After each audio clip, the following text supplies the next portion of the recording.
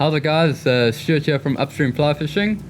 We're going to be going through how to tie a Trigger Alphlexo today. Basically, we've gone a few times to the Seychelles. Every single year in September we host our trip that goes there, and we've kind of just checked out and seen that this is kind of one of the best trigger fish patterns that you can use, as they're quite hardy. You know, they last a little bit of a beating. Triggerfish just absolutely obliterate flies. So if you do go, you're gonna want to tie quite a few of these. It's going to be something that you're going to go through, and you're going to want to have quite a few in your box.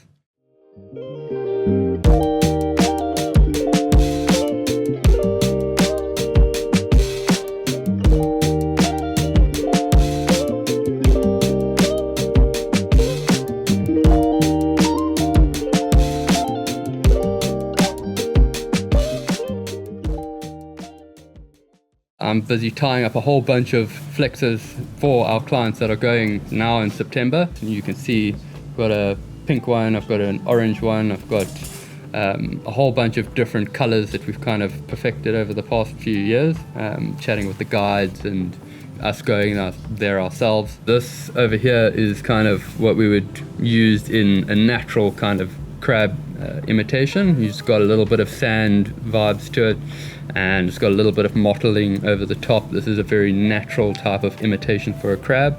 And then if you look down here, we've got these bright orange ones and bright kind of fleshy salmony pink kind of ones, and those would kind of imitate like hotspots and very aggressive eats on these triggerfish. Fishing these Alphlexos will probably be on like a finger flat, and you'll sight fish to these triggerfish. You're never really casting in the salt water unless you see something, and then you make the cast to that fish. You'll be up and down on the finger flat, you'll see one tailing, walk up to it, you're going to put in the cast. That's the reason why we put these weed guards in there, because you're always going to be on corally areas where they're in and around looking for their like crabs and shrimps and little other crustaceans and stuff like that. And in which case, if you don't have your weed guards on there, you generally get hooked up straight off the bat. And then you're not going to have a fish coming and eating it. You're just going to be walking up to it and unhooking it. So all of the materials and stuff like that we need to tie these flies, tying on the SA210 Bob Clouser hook in a size 4. Your mono thread that you're going to be using, you can use any mono thread, just as long as it's mono. For the legs, we're going to be using some Suede chenille. You can use other chenilles. This is the one that we use for this type of specific one.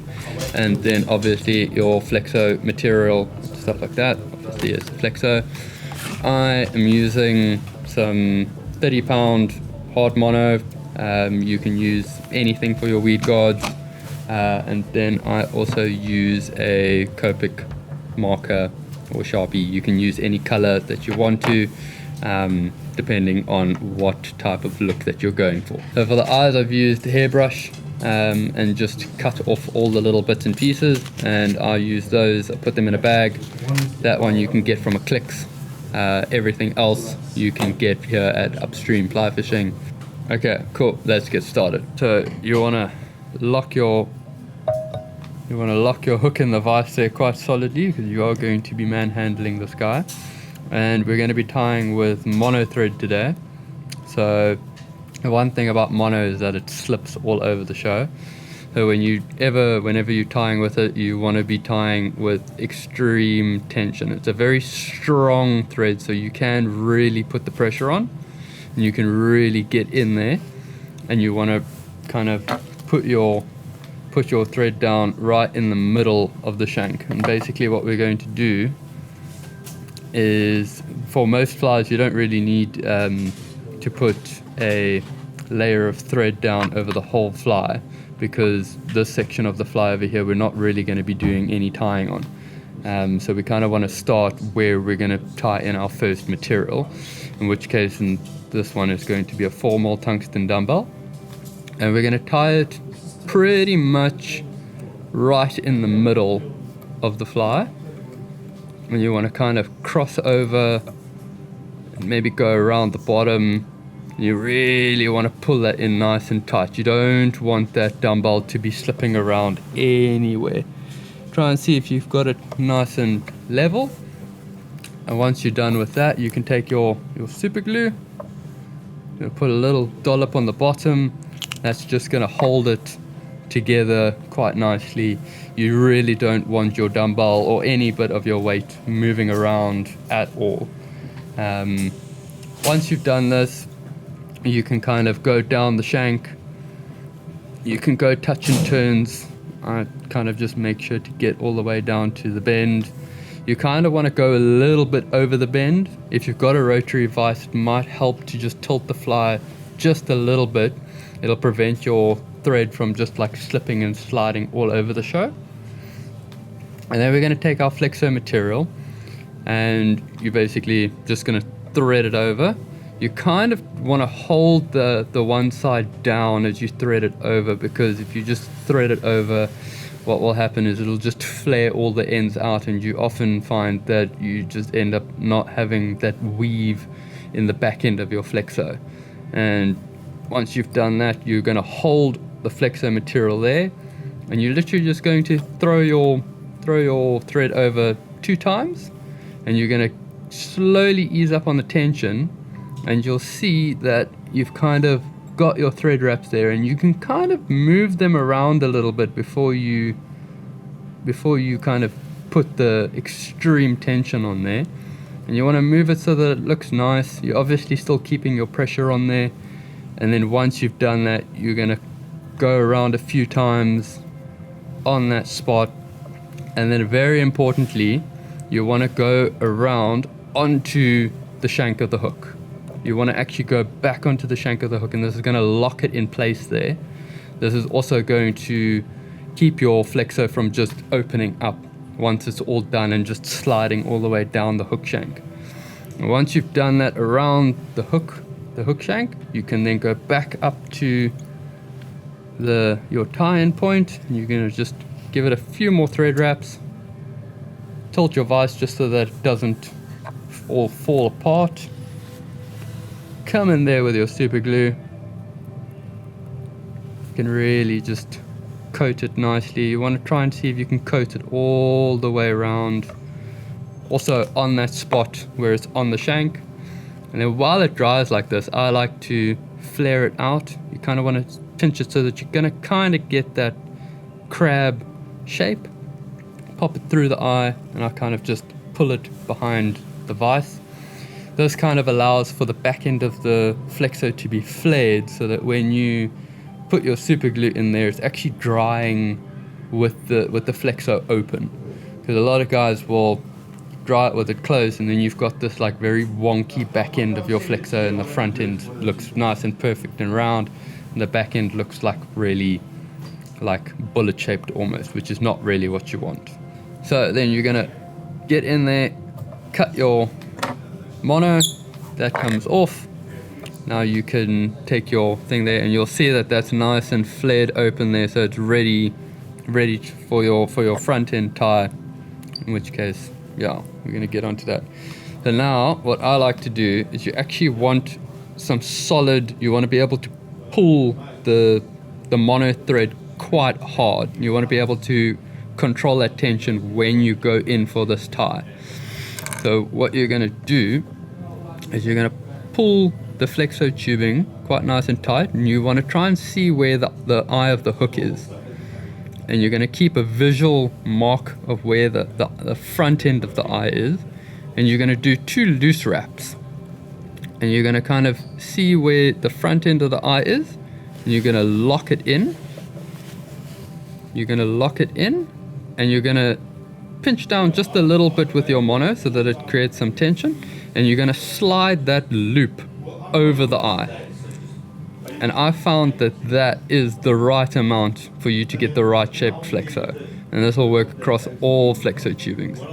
And now you've got that, you can hold this side of the flexo, this side of the mono. You've obviously got that side of the mono, and you're just going to wrap over itself a few times.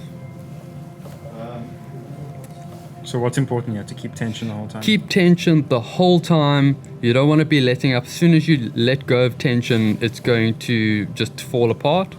And then your last thread wrap, you're going to come right to the front of your tie-in. So you've been going all the way back, and now you're going to jump all the way to the front. If you're starting out, might be a good idea to super glue it here now. But as a nice little tip and a trick, what you can do is get in there and cut your flexo tubing away. You can also cut this little piece away. That's also not necessary.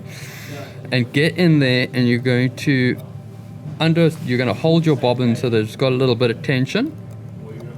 And you're going to get in there and you're going to cut all the extra flexo tubing away. And this one might require a little bit of practice. But what you're going to do is you're going to now carry on going forwards on your thread wraps until you get to just where the flexo tubing ends, and you're going to pull it and just carry on wrapping, and you'll see that the tension will slope the flexo tubing back, and this is how you get a really nice eye, like a really open eye, so that you can get your stuff in. If you can't thread your tippet onto the fly, can't use it, and if you can't use the fly, why are you tying it? And then we're going to get in there, put a whole bunch of super glue on there. You'll also see like the once you put the mono on and you coat it with the super glue, the mono will go almost invisible, and that's a good indication that you put the right amount of super glue on. And then, like we've done with the back, you're just going to get in there and manhandle it a little bit. You can also grab a bodkin and you can lift it up in certain areas. Sometimes if you want to get like really nice, like bulky flexo on the top, you can kind of lift it up, squish it down. But essentially you want to do all of your shifting of your body while your super glue is still drying, so that when it does dry, it's nice and dry, it's not going to change shape. For these ones are specific for triggerfish. You want like that 5 rand coin round shape, because they eat quite big flexos. You can also, on the same size of hook, tie a slightly more slender fly. If you want a smaller shape and you can only tie it on a certain size hook, then you can get a little bit more of an elongated football shape, which I've got here. And this will be for a little bit of a smaller type of flexo, but they're on the same size hook. So you can really change it around a lot. The main thing that you don't want to get is this massive ridge that comes up on your flexo. That's kind of like a no-go. It doesn't look natural. You can have it where it's a little bit of a bump that comes up, but as soon as it starts like a little mountain ridge and you've got this kind of like high point in your fly, it doesn't look very natural at all. So we're going to get in there. Obviously can cut that off. These little pieces that stick up here, you don't have to worry too much about, and you're going to want this to be solidly dry when you come in here with your lighter, otherwise the whole thing's going to catch a light. But basically you just come in there with your lighter and you burn that little piece of the mono in and squish him into the flexo tubing, or into your tie-in point. And you can do the same thing with your other side, and you're just going to squish him in, just going to make it look nice and neat. You probably could leave it just as is, but you know, there's certain people that want to make them look really, really nice and neat. This is the Suede chenille from Fishing. It's actually found that this is the perfect length of leg to put in.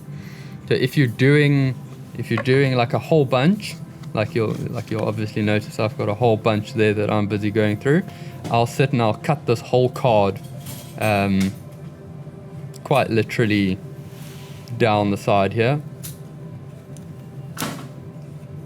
and cut those off, switch it around, get in there on the other side and cut those off. And this is like really the perfect like length for your legs sticking out on both sides. And what we're going to do now is you want the legs to be quite close to the shank of the hook. So when you go through, you don't want to go all the way on the edges. You want to go as close as you can to the shank, and if you can help it, you want it to be somewhat above the hook shank. So close to the hook shank and just above, and that's going to help with your flexo while it's busy fluttering down. It's going to want to sink the right way because it's shuttlecocked up, and it'll sink the right way down. Because if your flexo lands the wrong way, it's not going to look very nice.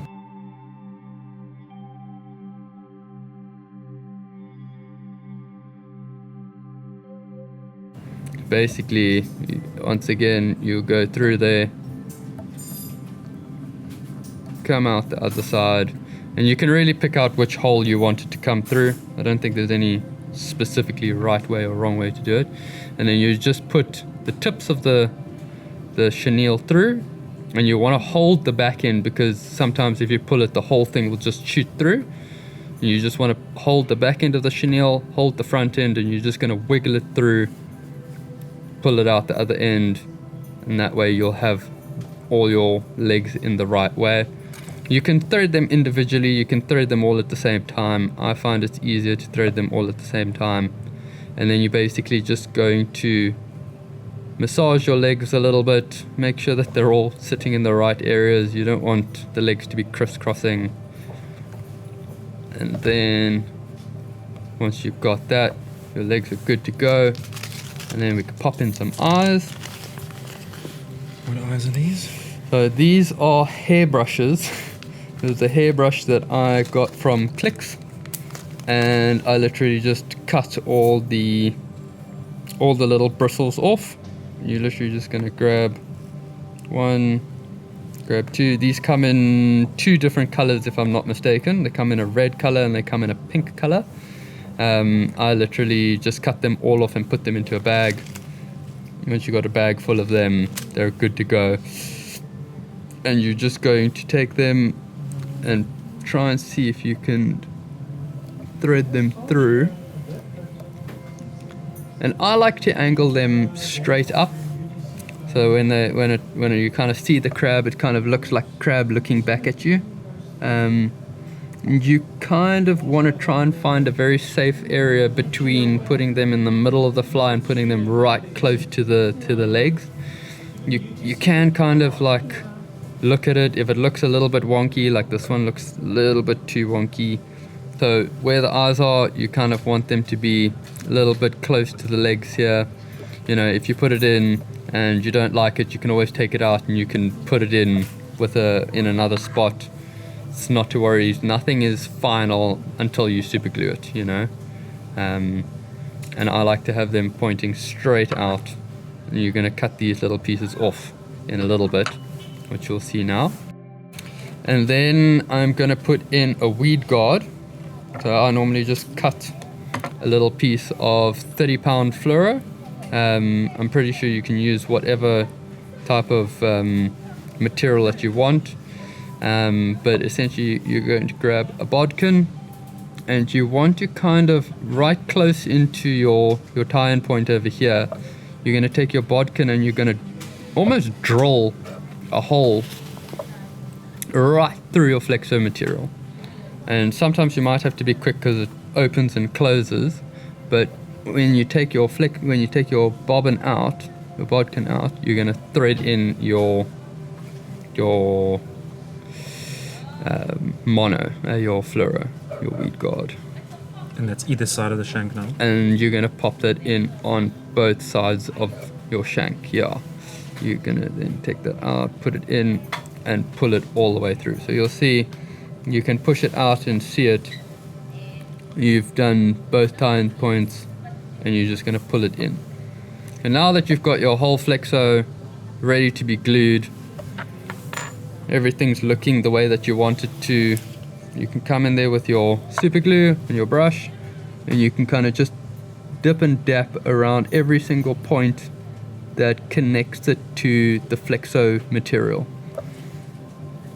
You're basically just locking in every little piece here. A little bit of arts and crafts for today.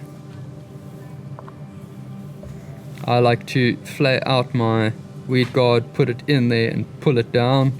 Just hopefully gets it a little bit more inside the flexo material, as opposed to just doing a nice neat layer on the outside. If your legs aren't sticking the way that they want to, you can always move them around while the glue's in there. And you can get them to go the way that you want them to. As the glue dries, they'll dry in the way that you want it to be. And then you just literally sit there and let it dry. So now what we're going to do is we're just going to get in there, and you want to kind of create just a little bit of a taper on the legs. So you're just going to cut the legs just so that they kind of create a little bit more of a roundishy shape. And then for your for your weed guard, you're just going to jump in there. I like to cut it just on the point, just so that it kind of just gets in there. Get in there, cut your little bits in there. And now we're going to take our lighter and we'll singe the ends there. You don't want to singe all of your leg away, so be very, very delicate in there.